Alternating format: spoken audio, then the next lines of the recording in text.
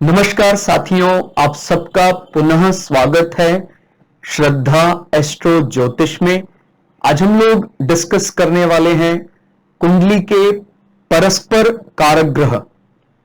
इससे पहले हम लोग ग्रहों का कारकत्व, भावों का कारकत्व डिस्कस कर चुके हैं, लेकिन ये है तो ग्रंथ में ही वर्णित बृहत पराशर होरा शास्त्र में और बहुत ही मुख्य विषय, लेकिन कई दफा हम इस मुख्य विषय को दरकिनार कर देते हैं या इसको इंपॉर्टेंस नहीं देते हैं। इस कारण से कुंडली का सही फल हम नहीं जान पाते हैं। याद रखिए, एक तो होता है बहुत ही प्रोफेशनल एस्ट्रोलॉजर जो हर प्रकार से अध्ययन करता है, सारा गणित पाठ भी लगा देता है, गुलित भी लगा देते हैं, लेकिन याद रखिए इसमें एक फायदा भी है और एक नुकसान भी हो जाता है। अगर इसको हम बड़ा कठिन कर देते हैं तो उसका फल निकालना बड़ा मुश्किल हो जाता है। तो ध्यान रखना है कि शुरुआत, एक तो होता है बड़ा लंबा अभ्यास समय है, तो फिर टिपिकल होने पर भी एस्ट्रोलॉजर उलझेगा नहीं। लेकिन अगर अभ्यास कम है तो कौन से ऐसे सूत्र हैं, कौन से ऐसे मुख्य मुख्य योग है जिसको देखते ही कोई व्यक्ति समझ जाएगा कि इस कुंडली में बल है और जातक को कभी भी अपने जीवन में किसी प्रकार की धन संपदा की कमी नहीं सताएगी। मैं आपको एकदम क्लियर कर दूं, कोई व्यक्ति कारक ग्रह समझकर कारकत्वों में ना उलझे। ना तो भाव कारकत्व से इसका संबंध है और ना ही ग्रह कारकत्व से इसका संबंध है। ये एकदम अलग विषय है। अगर आपको पता है तो बहुत बढ़िया है, नहीं पता है तो ये जरूर सीख लीजिए, क्योंकि इससे बहुत ही सरल, बिना किसी बड़ी मैथमेटिकल कैलकुलेशन के, आपके पास सिर्फ जातक का लग्न कुंडली आ गया है, कुछ और अतिरिक्त चार्ट आप बनाना चाहते हैं, आपके पास उसका नवमांश आ गया है। अगर ये दो चार्ट आपके पास हैं, उसकी मैथमेटिकल कैलकुलेशन अच्छी से आपने आइदर किसी सॉफ्टवेयर से या खुद से आपने लग्न बनाया है, यकीन मानिए आप 5 मिनट में 20 कुंडलियों को प्रेडिक्शन देंगे और करीब करीब 70 to 80% जीवन के सफल होने या असफल होने के बारे में जो भविष्यवाणी आप करेंगे वो सटीक साबित होंगी। क्लियर हो गया? अभी हम इस पे गोचर वाली बात, गुलिक वाली बात नहीं मिला रहे हैं, खाली हम ये देखना चाहते हैं कि मेरे सामने कुंडली आई है और मुझे कुछ एक मिनटों में ही, 1 मिनट में, 2 मिनट में देख के बताना है ये सफल जातक की कुंडली है या नहीं है। तो कैसे हम क्योंकि हम उसमें हर प्रकार की चीजें मिलाकर तब जाकर कोई भविष्यवाणी करते हैं, लेकिन ओवरऑल जीवन उसका सफल माना जाए या असफल माना जाए, कैसे तय किया जा सकता है? तो इसके लिए हमें कारक ग्रह पर बात करनी है। ध्यान रखिएगा, कारक ग्रह कहने से भी एक मन में वो आता है कि वो किस प्रकार के कारक ग्रह की बात कर रहा है। हमें कारक ग्रह की बात करनी है परस्पर। वैसे भी आप लोग जानते हैं कि अगर कोई केंद्र से, माने लग्न से केंद्र में ग्रह आ रहा है या आपस में केंद्र से आता है, यानी 1, 4, 7, 10 में कोई ग्रह आपस में बैठे हैं, तो बली चार्ट माना जाता है और कोई भी नीच भंग में भी ये देखा जाता है। तो आप लग्न से केंद्र और परस्पर ग्रहों का केंद्र देखना जानते हैं। क्लियर? अब इसमें एक चीज और ऐड कर दीजिए कि ग्रह, अगर कोई ग्रह परस्पर यदि सही अवस्था में बैठे हुए हैं, माने जैसे मेष लग्न, हमने क्योंकि काल पुरुष का एग्जांपल लिया है, बाकी आप कोई भी लग्न ले लीजिए, बस इतना याद रखिए कि उस राशि में कौन कौन से ग्रह स्वग्रही हैं, उच्च के होते हैं और मित्रवत होकर बैठते हैं। अगर उसके सामने वाले अब ठीक 7वें भाव में या उससे चतुर्थ भाव में या उससे दशम भाव में, दोबारा रिपीट कर रहा हूं, कोई ग्रह स्वग्रही है, उच्च का है, मूल त्रिकोण राशि है या मित्रवत होकर मित्र राशि में बैठा हुआ है, उससे चौथे भाव में, उससे 7वें भाव में, उससे 10वें भाव में, इसमें लग्न एज वेल एज उस ग्रह दोनों को शामिल कर रहे हैं। अगर ऐसा हो जाता है तो ये सटीक एकदम आपका भविष्यवाणी बैठेगी, वो जातक सफल माना जाएगा अगर एक भी ऐसा कॉम्बिनेशन आ जाए। और अगर किसी के जीवन में ऐसे 3 और 4 कॉम्बिनेशन आ गए तो फिर उसको हम बोलेंगे ये परिवर्तन करने वाला चार्ट है, समाज में बहुत बड़ा परिवर्तन करने वाला चार्ट है। क्लियर हो गया? आई थिंक आपको इसका जो तकनीकी बिंदु है वो समझ में आ गया होगा, नहीं तो फिर से इसको ग्रह उच्च का स्वग्रही मित्र राशि में हो। पहले आपको देखना है, कोई भी कहीं भी हो सकता है, वो इधर वो 8वें भाव में हो सकता है, 12वें भाव में, कहीं भी हो सकता है। हमने ग्रह लिखे जैसे मेष राशि में, क्योंकि कालपुरुष की कुंडली हमने ली है, आपकी कोई भी लग्न है, वृषभ लग्न है, तो वृषभ लग्न में कौन कौन से ग्रह मित्र होकर बैठते हैं, कौन उच्च होकर बैठते हैं, कौन स्वग्रही होकर बैठते हैं। क्लियर हो गया? तो ये हमें ध्यान रखना है। जब मेष में मंगल स्वग्रही है, सूर्य उच्च के होकर बैठते हैं, गुरु मित्रवत होकर बैठते हैं, और चंद्रमा, ये ध्यान देना है, चंद्रमा की शत्रुता नहीं है, लेकिन हमें यह ध्यान रखना है कि सामने वाला इसको मित्र मान रहा है कि नहीं मान रहा है, तो चंद्रमा का बल बढ़ जाता है। क्लियर? और इससे सप्तम हाउस में हमने देखा, शुक्र अगर स्वग्रही होकर बैठ जाए, बुध जो शुक्र का मित्र है वो बैठ जाए, क्योंकि किसका हाउस है? शुक्र का, वीनस का। शनि उच्च का होकर बैठ जाए तो उसको बोलेंगे ये कुंडली के परस्पर कारक ग्रह हो गए। क्लियर हो गया? इन चारों में से कोई भी ग्रह बैठा है, ऐसे यहां पर कोई भी ग्रह बैठा हुआ है। सप्तम के अलावा ये इस भाव से चतुर्थ पर भी लागू होगा और इस भाव से दशम पर भी लागू होगा। क्लियर होगा? तो यह बात ध्यान रखनी है। इससे दशम की अगर बात करते हैं तो दशम भाव कौन सी राशि है? इससे दशम मकर राशि है। तो मकर राशि में उच्च का मंगल हो जाता है। राशि है किसकी? शनि की राशि। शुक्र शनि के मित्र हैं, वो भी यहां इसका परस्पर कारक ग्रह का फल देंगे। बुध भी शनि के मित्र हैं। तो अगर ऐसा कोई भी चार्ट आप देखते हैं, मैंने सभी भावों के लिए लिखा हुआ है सेकंड भाव में, भाव से ज्यादा हमें राशि पर विचार करना है फिलहाल। कौन सी राशि है? वृषभ राशि। अब ये लग्न में आ गई है, शनि बैठे हैं वहां पर, कोई बात नहीं, बुध बैठे, तो इससे चतुर्थ 1 2 3 4। क्लियर हो गया? आप इसको ऐसे भी समझ सकते हैं कि भाई इससे केंद्र में 2 5 8 11। क्लियर हो गया? यानी जो चर राशियां हैं, जिनको आप जेमिनी पद्धति में चर राशियां मानते हैं, स्थिर राशियां हैं, और जो द्विस्वभाव राशियां, अगर उन राशियों में ध्यान दीजिए 3 6 9 12 ये द्विस्वभाव राशियां हो गई, तो परस्पर कैसे है? ये केंद्र में 3 6 9 12। जेमिनी पद्धति को कोई बहुत बड़े अंतर से नहीं देखना है। जैमिनी ऋषि पराशर ऋषि के शिष्य ही माने जाते हैं। इस कारण से जो बोलते हैं जैमिनी दृष्टियां भी है या जैमिनी भाव है, वो भी कहीं ना कहीं परस्पर केंद्रों की बात कर रहा है। यानी 3 6 9 12 क्या है? परस्पर केंद्र भाव माने जाते हैं। ऐसे ही 1 4 7 10 क्या है? परस्पर केंद्र भाव माने जाते हैं। 2 5 8 11 क्या है? परस्पर केंद्र है।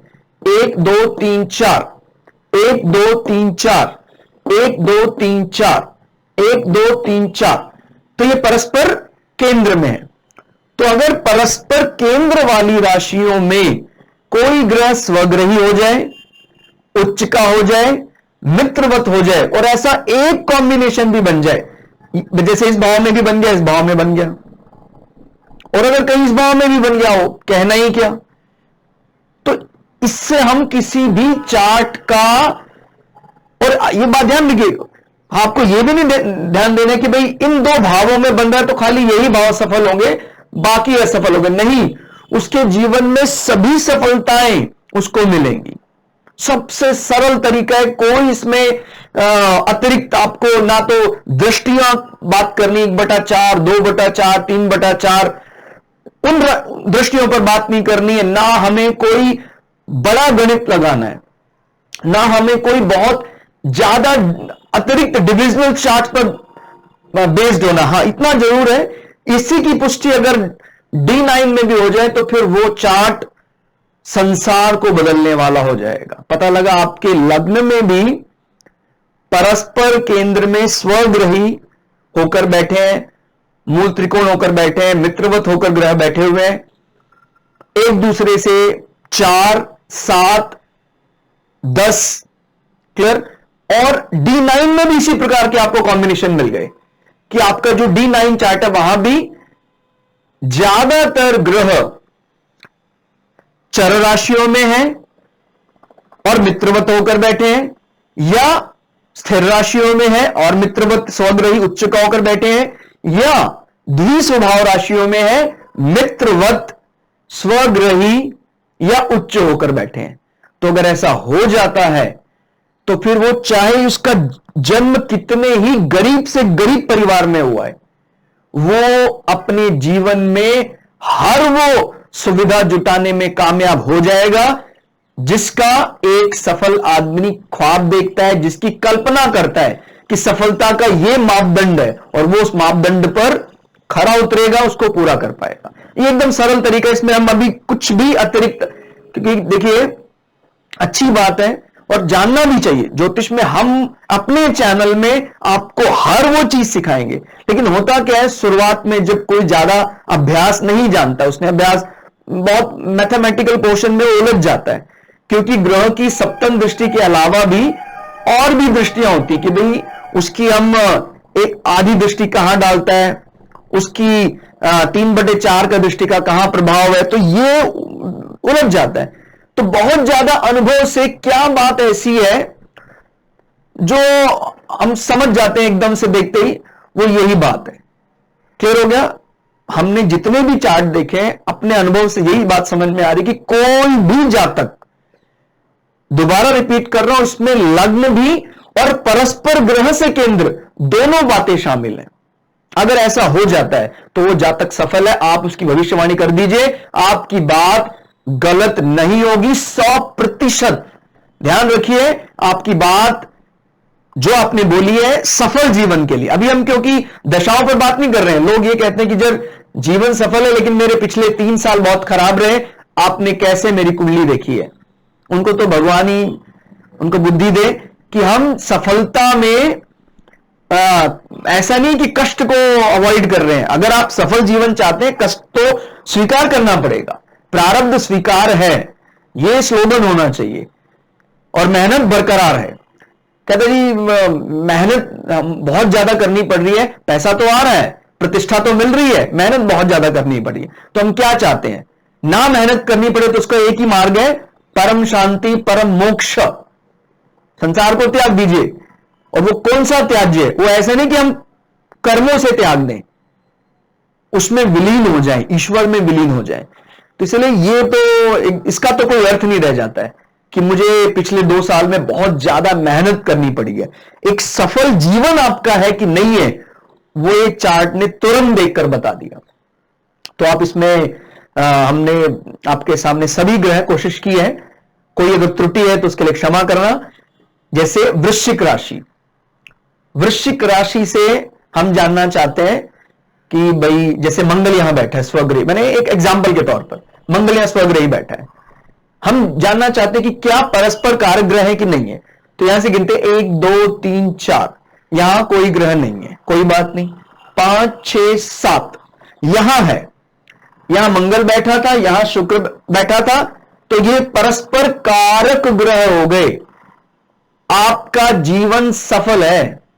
आप चाहे कहीं भी पैदा हुए हैं, आपके जीवन में वो सारी ख्याति आप प्राप्त करेंगे जिसका आप ख्वाब देखते हैं।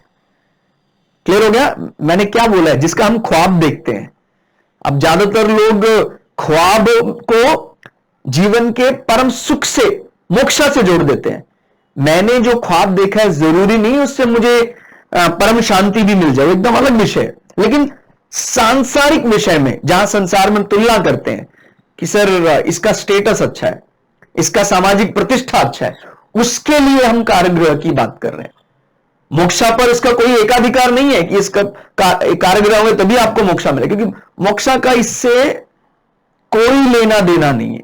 ध्यान दीजिएगा, शांति जिसकी हम बात करते हैं, परम शांति, उसका हाउस ही एकदम अलग है। कहते संसार में तो बहुत आनंद लिया, अब डिपार्चर ऑफ सोल का समय आया तब बहुत ज्यादा टेंशन हो रही है, डर लग रहा है कि मुझे मरना भी है। यह डर तभी होता है जब हमारा 4, 8, 12 संबंधी भावों में कोई भी बल प्रदान करने वाला ग्रह नहीं है, या इनके स्वामियों की स्थिति बहुत खराब है। तो ध्यान देना, खाली हमें लौकिक सुख नहीं चाहिए, क्योंकि 60-65 के बाद सब बराबर, फिर लगता है वो मृत्यु आ रही है तो डर लगना शुरू हो जाता है। लेकिन जिसका 4, 8, 12 वाली काहे का डर, मरना तय है, बदला नहीं जा सकता है। तो आई थिंक आपको काफी हद तक ये चीजें क्लियर हो गई होंगी। और इसमें ये कंडीशन का ध्यान रखना कि ग्रह अस्त ना हो, ग्रह नीच ना हो, उस पर हम बाद में चर्चा करेंगे, उसमें कि राहु और केतु को भी क्या इसमें शामिल किया जाएगा। फिलहाल इसमें हम 7 ग्रहों को शामिल कर रहे हैं, राहु और केतु को परस्पर कारक ग्रह में शामिल नहीं कर रहे हैं, क्योंकि जो हमारी पुराने ग्रंथ पराशर होरा शास्त्र है उसमें राहु केतु के परस्पर कारक ग्रह का कोई वर्णन नहीं है। हालांकि उसके बाद के कई ऐसे ग्रंथों में इनका वर्णन आया है, बट उसको हम कोशिश करेंगे अलग से किसी क्लास में आपको बताने का। और जहां तक बात ग्रह के नीच और अस्त होने की है, तो कारक ग्रह में फिलहाल इसको शामिल नहीं किया गया है, चाहे वो मित्रवत भी हो। जैसे चंद्रमा मंगल के भाव में नीच का हो जाता है, कौन सी राशि में? वृश्चिक राशि में। तो फिलहाल उसको हम कारक ग्रह में नहीं शामिल कर रहे हैं। अगर चंद्रमा यहां बैठा है और कोई ग्रह स्वग्रही उच्च को यहां के बैठा हुआ, तो इसलिए हम इसको शामिल नहीं करेंगे। क्लियर? इसी प्रकार से चंद्रमा अगर कर्क राशि में बैठ जाता है, मित्र के भाव में बैठा है, उसके बावजूद भी वो कारक ग्रह नहीं माना जाएगा। कुछ एक्सेप्शनल केसेस हैं, वो किस प्रकार से नीच भंग राजयोग में आ रहा है, आपस में दोनों ग्रह सप्तम से नीच के बैठे हुए हैं, वो एक अलग चीज है, उस पर हम अलग से वीडियो बनाएंगे। तो आज के लिए इतना ही। क्लास आपको कैसी लगी कमेंट करके जरूर बताइएगा। मिलते हैं अगली क्लास में, तब तक के लिए जय श्री भगु पराशरा, जय श्री शुक्राचार्य, नमस्कार।